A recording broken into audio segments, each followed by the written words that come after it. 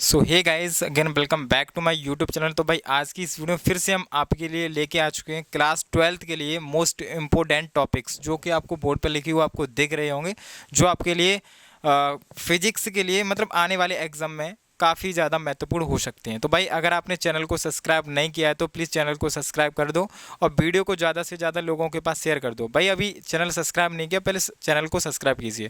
तो भाई सबसे पहले टॉपिक के लिए बात करो, सबसे पहला आपका टॉपिक है वैद्युत क्षेत्र की तीव्रता। तो भाई हम इसको समझेंगे फॉर्मूले के द्वारा।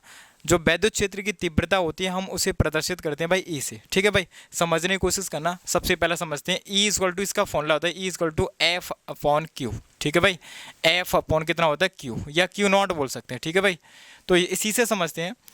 देखो अगर मैं बात करूं जहां भाई ई से बोलते हैं वैद्युत क्षेत्र की तीव्रता, वैद्युत क्षेत्र की तीव्रता। ठीक है भाई, और एफ से बोलते हैं भाई बल। ठीक है, बल। और क्यू नॉट से बोलते हैं एकांक आवेश, एकांक आवेश। ठीक है भाई, तो समझना डेफिनेशन इसी से बनाते हैं भाई। एकांक आवेश पर लगने वाले बल की मात्रा को ही वैद्युत क्षेत्र की तीव्रता कहते हैं। समझना, एकांक आवेश पर लगने वाले बल की मात्रा को ही वैद्युत क्षेत्र की तीव्रता कहते हैं और इसे ई से प्रदर्शित करते हैं। तो भाई ये वाला टॉपिक आपका पहला कंप्लीट हो गया। ठीक है भाई, क्या वैद्युत क्षेत्र की तीव्रता।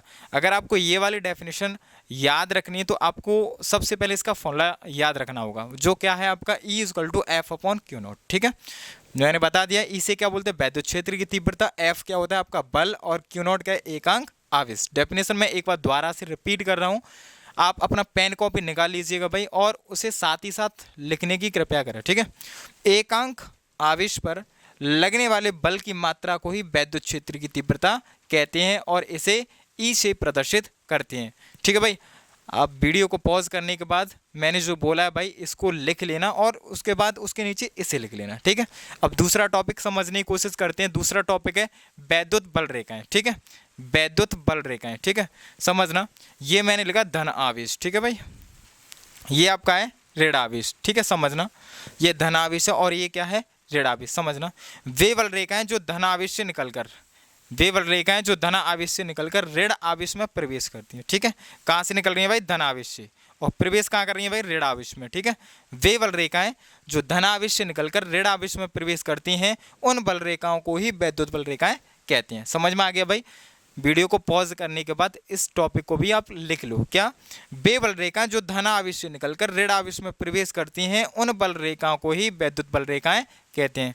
भाई अगर आपको जो मैं पढ़ा रहा हूँ वो आपकी समझ में आ रहा है तो प्लीज़ चैनल को सब्सक्राइब करने के बाद बेल आइकन को प्रेस करें और वीडियो को ज़्यादा से ज़्यादा स्टूडेंट्स के पास शेयर करें, जिससे कि उन सभी का बेनिफिट हो सके। ठीक है, अगला टॉपिक है भाई हमारा वैद्युत द्विध्रुव। ठीक है, क्या वैद्युत द्विध्रुव, समझने की कोशिश करते हैं वैद्युत द्विध्रुव क्या होता है। ठीक है बेटा, समझो, वह निकाय, ठीक है, वह निकाय जिसमें दो बराबर, ठीक है भाई, ये हमने निकाय बना लिया। ठीक है, एक निकाय, वह निकाय जिसमें दो बराबर, ये हमने दो बराबर बना लिए, दो आवेश। ठीक है, वह निकाय जिसमें दो बराबर परंतु विपरीत प्रकार के दो आवेश। ठीक है, विपरीत प्रकार के दो आवेश। विपरीत प्रकार के क्यों बोला भाई, यहाँ पर मैंने माइनस क्यू लिखा है बेटा, यहाँ क्या लिखा है प्लस क्यू आवेश। वह निकाय जिसमें दो बराबर, ठीक है, अब बराबर का मतलब दोनों क्यू और क्यू है, आवेश हैं दोनों बराबर हैं। और विपरीत प्रकार क्यों बोला बेटा, क्योंकि यहाँ माइनस है और यहाँ पर क्या है प्लस। ठीक है, वह निकाय जिसमें दो बराबर परंतु विपरीत प्रकार के दो आवेश एक दूसरे से 2l दूरी पर स्थित होते हैं, इस निकाय को ही वैद्युत द्विध्रुव आगुण वैद्युत द्विध्रुव कहते हैं। बेटा समझ में आ गया, क्या बोलते हैं बेटा वैद्युत द्विध्रुव कहते हैं। कैसे बेटा, वह निकाय जिसमें दो बराबर, मैं द्वारा से बेटा इसे रिपीट कर रहा हूं तो बेटा आप इसे कॉपी में साथ के साथ नोट करते जाना। ठीक है भाई, वह निकाय जिसमें दो बराबर परंतु विपरीत प्रकार के दो आवेश एक दूसरे से 2l दूरी पर स्थित होते हैं, इस निकाय को ही वैद्युत द्विध्रुव कहते हैं। ठीक है भाई, ये वाला टॉपिक आपका कंप्लीट हो गया बेटा वैद्युत द्विध्रुव। ठीक है, अगला कौन सा बेटा, वैद्युत द्विध्रुव आगुण। चौथा कौन सा बेटा, वैद्युत द्विध्रुव आगुण। बेटा यही समझने की कोशिश करना, चौथा पॉइंट। ठीक है, वैद्युत द्विध्रुव आगुण। ठीक है, देखो यहीं से समझो बेटा, दोनों आवेशों में से एक आवेश। ठीक है बेटा, मैंने ये ले लिया, दोनों आवेशों में से एक आवेश ले लिया मैंने बेटा, क्या क्यू। दोनों आवेशों में से एक आवेश तथा दोनों आवेशों के बीच की दूरी 2l।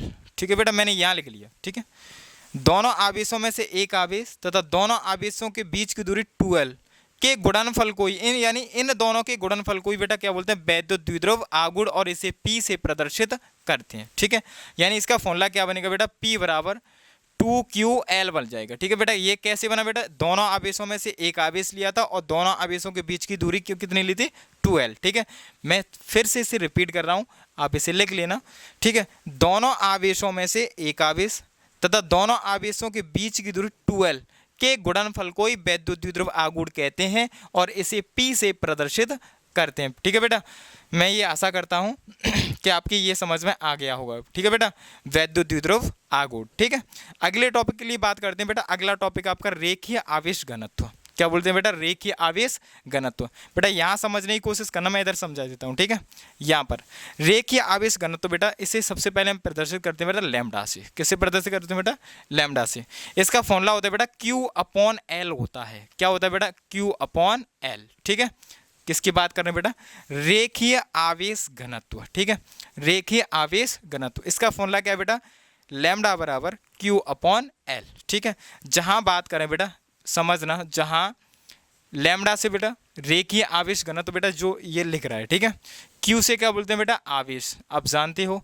L से क्या बोलते हैं बेटा, लंबाई। ठीक है, अब समझना, इसके डेफिनेशन इसी के फॉर्मूले से बनाएंगे। एकांक लंबाई पर उपस्थित आवेश की मात्रा को ही, यानी एकांक लंबाई पर उपस्थित आवेश की मात्रा को ही रेखीय आवेश घनत्व कहते हैं। ठीक है बेटा, समझ में आ गया। यानी एकांक लंबाई पर उपस्थित आवेश की मात्रा को ही रेखीय आवेश घनत्व कहते हैं। ठीक है बेटा, मैं ये आपसे ये आशा करता हूँ कि आपकी समझ में जो मैं आपको पढ़ा रहा हूँ ये सारे टॉपिक समझ में आ रहे होंगे। ठीक है, अगर मैं ये मेरी सेकंड वीडियो है, अगर कोई दिक्कत हो बेटा कमेंट बॉक्स में बता देना। आगे चल के सारा चीज़ों में जो कुछ हो गलतियाँ हो रही हूँ बेटा, इन सभी में इम्प्रूवमेंट हो जाएगा। ठीक है, एक बार मैं बेटा इसको दोबारा से रिपीट कर रहा हूँ।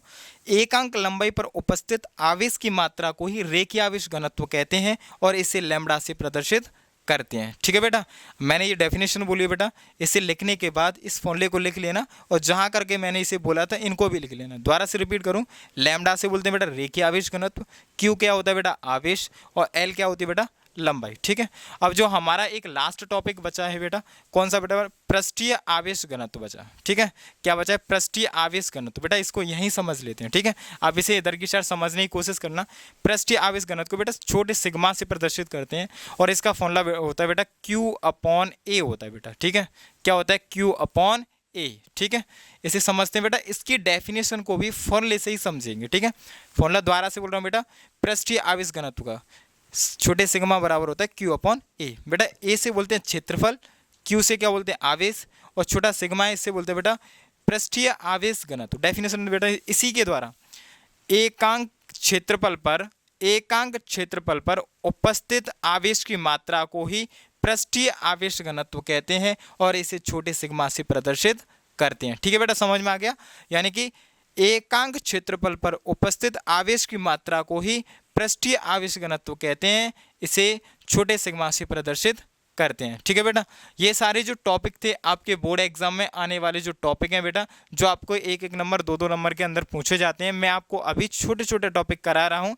आने वाले 2-4 दिन के बाद हम आपकी डेरिवेशन होगी बेटा, न्यूमेरिकल्स हो गए, इन सभी टॉपिक को लेंगे। बट बेटा मैं आपको ये वादा करता हूँ जो मैं आपको यहाँ कराऊँगा और वो आपके एग्जाम में 100% आएंगे। ठीक है बेटा, अगर आपको ये वीडियो अच्छी लगी हो तो प्लीज़ वीडियो को लाइक कर देना और चैनल को सब्सक्राइब कर देना। चैनल को सब्सक्राइब करने के बाद बेल आइकन को जरूर प्रेस कर देना और वीडियो को ज़्यादा से ज़्यादा लोगों के पास शेयर कर देना। चलिए मिलते हैं नेक्स्ट वीडियो, जब तक के लिए जय हिंद, जय भारत।